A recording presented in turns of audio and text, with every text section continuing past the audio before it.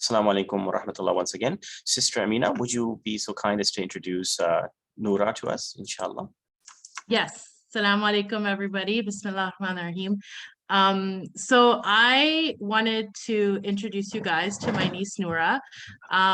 One of the reasons I thought about her to be a participant in the Global Village presentations because, mashallah, at her age, she was able to write a book and publish it, which I think is pretty cool and impressive because it takes a lot of work. And alhamdulillah, I was able to, I mean, I wasn't there through the whole process because she, mashallah, did most of it.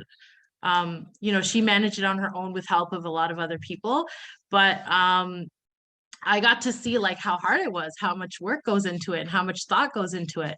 So it was very impressive for me to see that. And I thought it's interesting for us to see that process because as I'm a teacher and as a teacher, I see how valuable it is for students and even like young people and even adults to be able to read a book where they see somebody similar to themselves or even completely different sometimes. And it makes you understand something that maybe you didn't understand before about yourself or about somebody else. So I thought that would be a really great reason to learn about this. And Nurah in our, I mean, I don't know if you guys know, but Nurah means light, like it has to do with light. And Nurah's kind of like a big light in our family, you know, she kind of makes us all happy. And even from the time I met her when she was 1 year old, she walks in a room and all of a sudden everybody's happy in a good mood, alhamdulillah. So that's a great quality of Nurah. And I think that she also brought a lot of light to the topics that she discussed in her book. So Nurah, I'll let you give more information and share with us your story. Go ahead.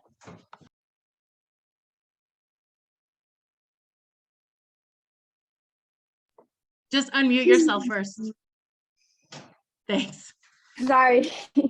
You're good. All right. Assalamu alaikum, everyone. So yes. So I started writing this book when I was 14 years old. And I'd come to just a point in time when where I realized that, you know, there's a lot of challenges that were just hard to like deal with, I guess. And so I figured it would be easier to you know, try to find a way to see if there was like, you know, a book or something where I would be able to relate to like someone, at least like in a book. And I couldn't find, I looked it up on Amazon and I couldn't really find like a fictional book at least, or just a book in general where it wasn't like medical in any sort of way. So the idea kind of sparked from there when I was about like, I think 12 or 13. And then I didn't actually write a book until, you know, the summer before I turned 15. And so it actually was very like hard to come to that decision because I was like, I could either write about my own experience or I could write about someone else, or like what it might be like to have, you know, these challenges.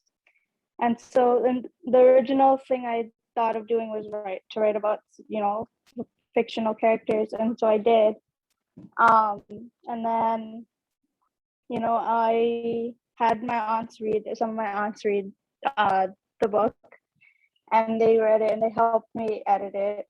That first draft took 3 weeks to write, and basically what happened was it got to the point where they were like, we need someone else, like someone more professional to help us edit this book. So one of my mom's friends helped us find an editor, and we worked with her for almost 1.5 years.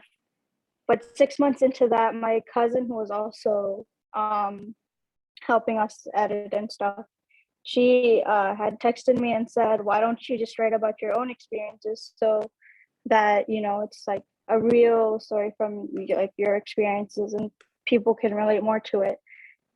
And so I was very uneasy about it, but I made the one, you know, just kind of prayed on it and slept on it. And then the next day, something just made it feel like it would just be the best decision to just write about my own story. So I ended up deleting what I had, and I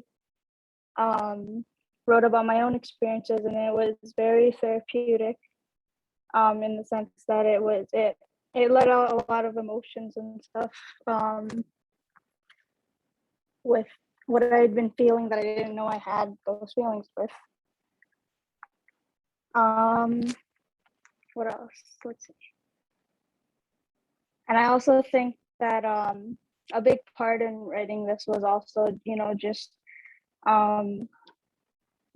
deciding on whether or not it was the right idea, was just having faith that there was a reason that I was supposed to write about my own experience, and that Allah had a reason for all of this, even if I didn't at the time understand what the reason was.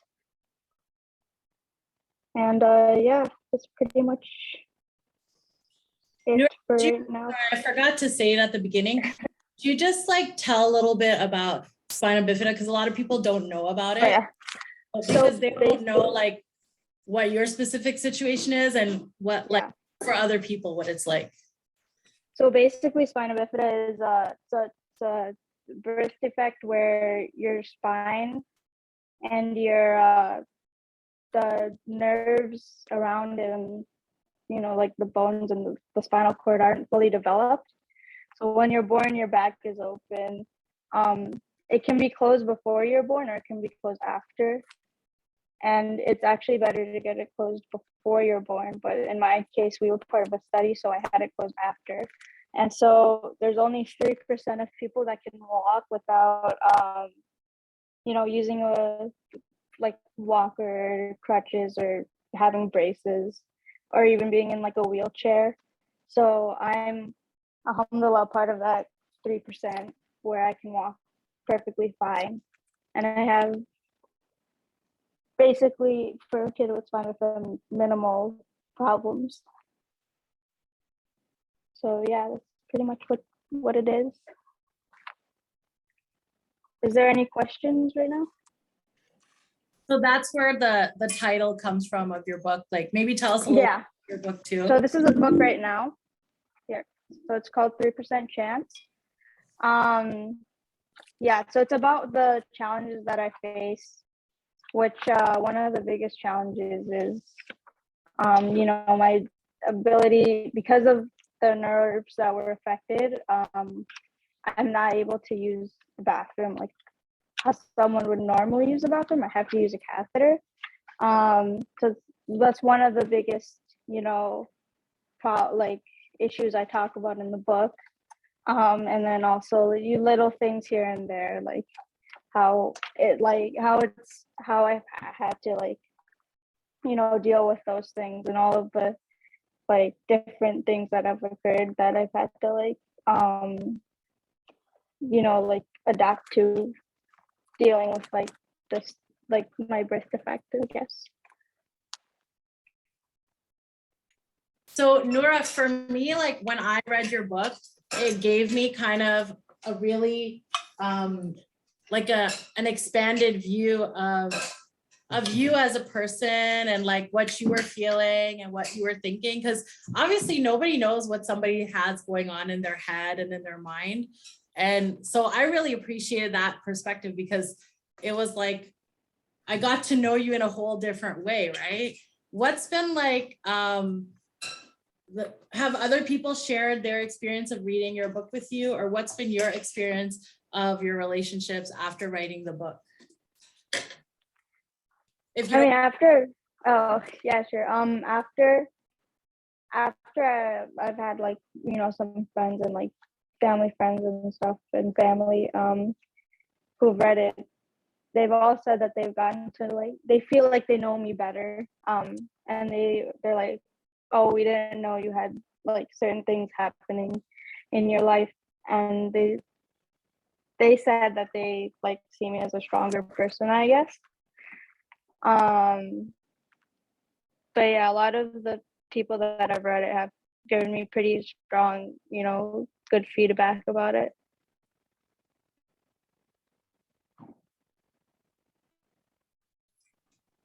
And what were some of when you were writing the book, what were some of the things that made you like, what were some of the challenges you felt while writing the book, or some of the things that you had to like overcome or work on while you're writing it?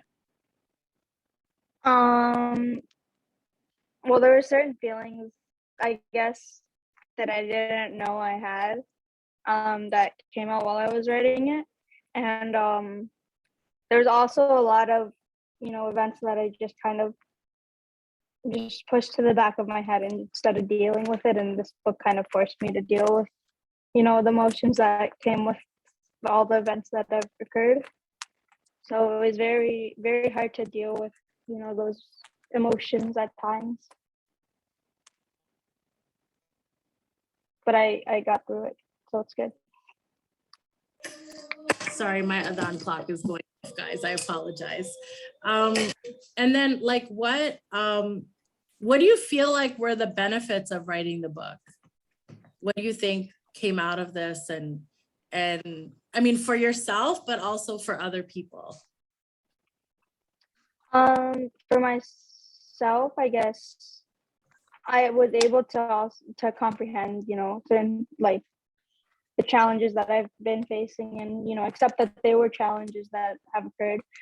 But then it also gave me a chance to step back and look at how, like, yeah, I'll have these moments where I feel bad about my situation. Now I'm like, oh well, like my siblings, I have 5 siblings, and they don't have spina bifida or anything, right? So to me they seem like they're fine, right? So it's at times hard to see that how their challenges are like a lot different than mine, but it gave me a chance to be thankful for how I can my condition could have been a lot worse than what it actually is. So, mashallah, Nurah, this is so inspiring. You just are an inspiration to all of us, alhamdulillah. Was there any time that, and this is a normal emotion, right? This is a completely normal emotion. Did you ever think in terms of why was I given this, or why me kind of approach or thought process? All the time? Yeah. Then Yeah, how did you deal with that? How did you deal with that? Because at some point, I think towards the end, you just realize it's from Allah basically, right? And so there's nothing you can really do about it. He's not gonna give you a challenge that you can't overcome. If he's gonna give you a birth defect, or if he's gonna give you, something else, it's not gonna be something you can overcome, even though it seems like it might be hard at the time. In the end, whatever the outcome may be, you'll get through it. Mm-hmm. And that realization takes an entire lifetime for many people, because people go through, there are people in our community who have blindness, there are people in our community who have a physical disability like muscular dystrophy and other conditions, and it does take an entire lifetime, and sometimes people don't even get there. When you got to the age of 18 or earlier than that, it's an entire lifetime process. But was there any adhkar that you did? Is there any type of prayer that you did, or dua that you did specifically that helps like you? Duas, general duas over like in the nighttime for bed.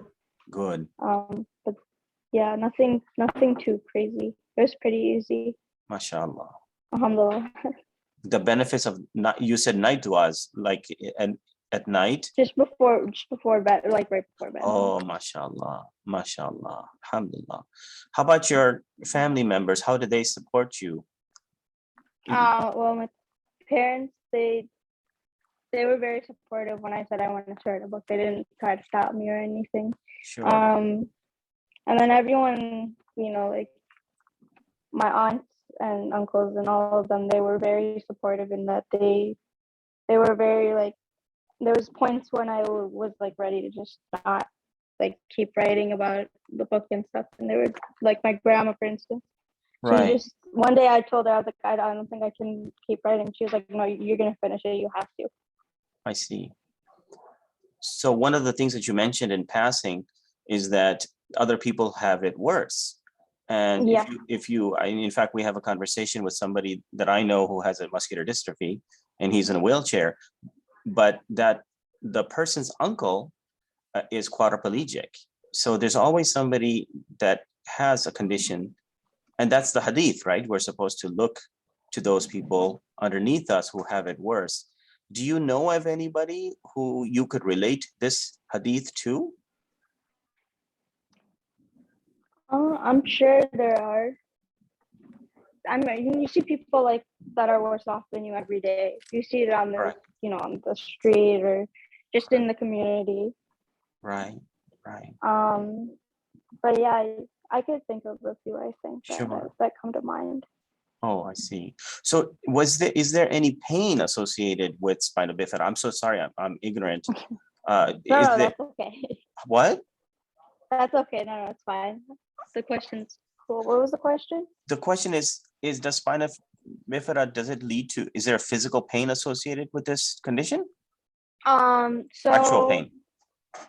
So for some cases, it's well, it depends on where the opening of the back is and where the nerves are affected. But some of the nerves are gonna be basically paralyzed, right? So like that's why you would be in a wheelchair, like have weaker, muscles and stuff. So the muscles, like your leg muscles, like mine, for instance, there's a little bit of muscle weakness, but it's not to the point where it's like hurts me like so much where it's like in pain. Oh, I see. And it only hurts like if you're like, it's not even hurt, it's like tightness when you're like walking for long periods of time. But you're able to walk though? Yeah. Wow, that's amazing. That's amazing. That's wonderful, alhamdulillah. Yeah, so alhamdulillah, it's good. Alhamdulillah. How about Allah has a plan for all of us, right? Allah has a plan for all of us, mashallah. And so nothing happens without Allah's permission, and we're not afflicted with even a prick of a thorn, except that it is an elevation for us, so alhamdulillah. So Imam Bukhari, the very famous Imam Bukhari, was born blind, and actually his mom used to do tahajjud, and in the tahajjud prayer, she used to do dua for him, and I think he was like 3 or 4 that he got his sight back. So the power of your parents, yes, of course, the power of your mom's dua at tahajjud time, or the power of your dad's dua, or the ones that love you, and sometimes they probably did it without you even knowing about it in ghaib. Yeah, so I know my dad, like, we talked about this before, and my mom too. When they found out I was gonna be born, basically they told their friends and their friends and family, or our family too, and they were like, just to make duas that I was gonna be okay, basically. So I think that also might have something to do with how my situation turned out. Of course, by all means. Alhamdulillah. How about other people? Does anybody else have a question? If you do, you can raise your hand and I can unmute you, you raise your hand and I can unmute you.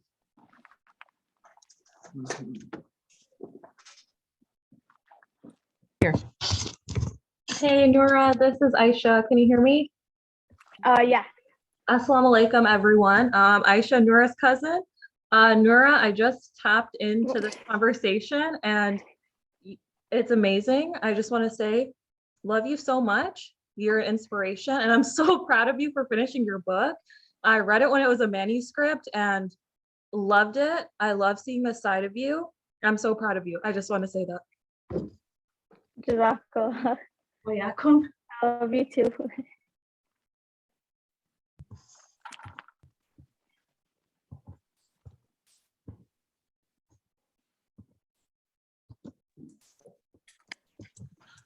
How about other people? Does anybody have a question for Nurah? Has a question. I would love, Nurah, if you could tell us a little bit about the process you went through for writing the book and publishing it, because I think, mashallah, your story is amazing, and book more. And the other thing I wanted to say also is that I think it's really important for all of us to think about reading books with people's experiences that are different from our own, because it helps us understand things that we may not otherwise understand. And that's why I think all of us, like Brother Ali said, all of us have a purpose in life. So whatever challenges we're going through, if you're willing to share that with other people, and if you're willing to write about it, it can help a lot of people. So can you tell us a little bit about your process for writing and publishing and some of the challenges you went through? Yeah, so for writing it, well, like I said before, so writing it in the beginning, the first draft took 3 weeks. And then we had that change in plans where I was going to write about my own experience, which was 6 months into writing it with a professional editor, which we had to find through my mom's friend. And then we changed it all, and that took a week to change. And then after that, there was another, like, I think 6 or 7 months where we just edited it straight. Like, we did like a few rounds of editing. Tell us about that process of editing, because I remember you shared that with me, how, you know, when you talk to your editor, when you're writing a book, you have your own idea of how it should sound, and they give you feedback, but then you have to decide, like, do I agree with the feedback? Is it telling the story? Yeah. Tell it? Yeah, so basically we had a Microsoft Word document that we were sending back and forth, and she had, you know, options where she had her suggestion of what should be like in certain spots. And then I had the, you know, I was able to be like, yes or no, this is like the correct thing that should be here. And so basically it was a lot of, that's why it took so long. Basically it took like 2 years. Yeah. In total, editing took like two years, I think. So it took that long just because there's a lot of back and forth with deciding what should go where. You know, people go through these kinds of things, but they never think in terms of, okay, I'm going to write a book on this topic. You know, what was the first spark? Who was the first person that introduced this idea to you, or did it come from within you? When I was 12, I just randomly one day just was like, I want to write a book. I didn't really think no one thought anything of it, I don't think.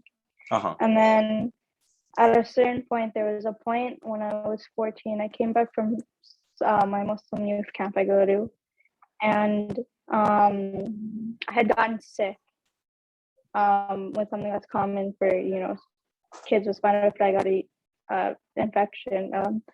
And so basically, you know, I got to the point where I was, you know, frustrated about it, and, you know, I was like, this always happens, you know. And so that was basically when I was like, all right, I'm just gonna write about, you know, what it's like to be me, kind of. Mm-hmm. Wow. Allah Ta'ala instilled it in your heart, right? Allah Ta'ala plants a seed in your heart and allows that, gives you the strength to do it. Allah inspires you to do the good, and then enables you to do the good, and then rewards you for doing the good. So alhamdulillah, it's pretty extraordinary. MashaAllah. I have a question. Yes, go ahead. How do you feel after seeing your book completed? The question is, how do you feel? Like, how does it make you feel knowing that, mashallah, you completed something important? Like, what are those feelings like? Actually, it was very therapeutic to write it down. So I'm just happy that I was able to, you know, get through a bunch of feelings that I had. And then just the fact that everyone's giving me so much support and, you know, love from our friends and family.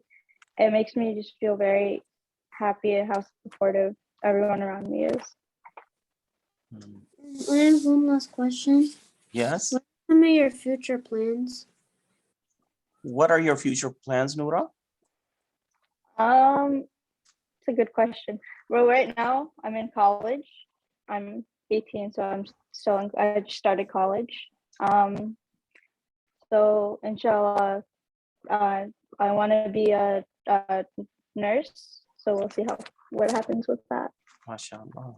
Beautiful, beautiful. Alhamdulillah. How about other questions for Nurah?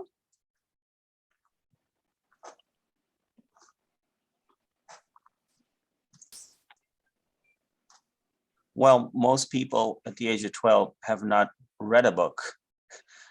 And as compared to you writing a book, that's pretty extraordinary, Nurah.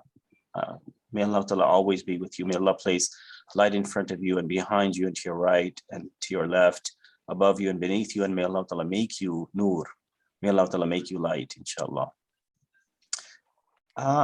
So if there's anything else, Sister Amina, you wanted to include?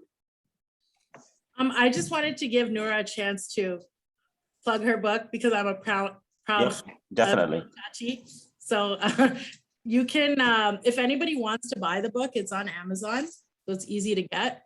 Okay, great. And honestly, there's mashallah, so many, there actually aren't that many books about this topic, but I feel like there's so many books being published nowadays about the experiences of young Muslims, whether it's fictional or real life. Like, people are starting to work on that more. So I just hope everybody thinks about that, you know, like, you have an opportunity to tell your story maybe, and maybe it can be inspiring to somebody else. So don't hesitate if you want to do that. Sure. Exactly. And Nurah, if you have any advice for people who want to write their story, like, maybe you can give us 1 or 2 minutes of advice on that. And also the other question that I had is that how did you find the publisher, or who published the book too? Go ahead, Nurah. So two questions. One, what advice do you have? And then secondly, who was the publisher? I'm gonna think about the advice thing, so I'll answer the other one first. Good. So for publishing, we did it through, or I did it through Amazon.